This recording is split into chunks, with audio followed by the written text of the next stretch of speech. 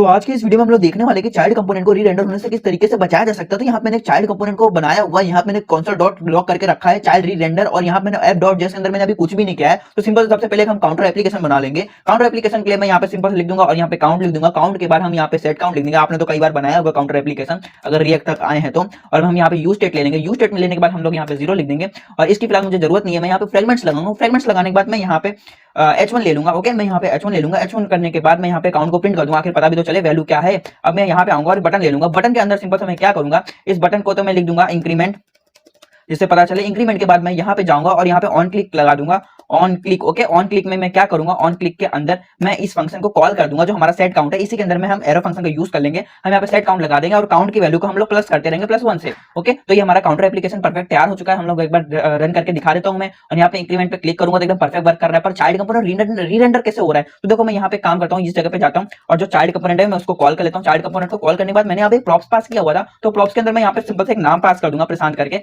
और मैंने यहाँ पे पेज में जाकर रिफ्रेश किया तो यहाँ पे चाइल्ड प्रशांत आ रहा है। मतलब परफेक्ट हमारा चाइल्ड कंपोनेंट देखो बार बार री-रेंडर हो रहा है, बल्कि उसकी जरूरत है भी नहीं। तो हमारा चाइल्ड कंपोनेंट क्यों रेंडर हो रहा है, मैं तो भाई यहाँ पे क्लिक कर रहा हूँ ना, मेरा तो फंक्शन खाली यहीं तक ही चलना चाहिए। तो ये कंपोनेंट बार बार क्यों कॉल हो रहा है, मुझे जरूरत नहीं है इसको कॉल करने की। तो हम इसको किस तरीके से रोक सकते हैं, तो इसको रोकने के लिए बहुत ज्यादा सिंपल है। चाइल्ड कंपोनेंट में हमको यहाँ पे सिंपल ये सारी चीजें यहाँ से हटा देनी है। सारी चीजें हटाने के बाद हम यहाँ पे क्या करेंगे, एक बार सारी चीजें हटी नहीं, सारी चीजें हटाने के बाद हम लोग यहाँ पे रिएक्ट के अंदर हमारा जो मेमो होता है, हम मेमो को यूज कर लेंगे। तो रिएक्ट डॉट मेमो लिखेंगे और उसको हम लोग जो भी हमने किया था उसके अंदर हम यहाँ पेस्ट कर देंगे। ओके, तो हमने यहाँ पे पेस्ट कर दिया। अब देखो यहाँ पे हमारा चाइल्ड कंपोनेंट है वो री-रेंडर नहीं होगा। ओके, तो देखें, चलो यहाँ पे पेज को रिफ्रेश करते हैं और यहाँ पे इंक्रीमेंट पे क्लिक कर रहा हूँ और यहाँ पे देखिए कंसोल लॉग के अंदर कुछ भी रेंडर नहीं हो रहा, बस एक ही बार रेंडर हुआ जब पेज रिफ्रेश हो, उसके बाद कोई भी रेंडर नहीं हो रहा है। और पर अभी भी इसमें एक प्रॉब्लम है। ये प्रॉब्लम मैं आपको अगले वीडियो में बताऊंगा, तो उस वाला वीडियो ध्यान से देखना।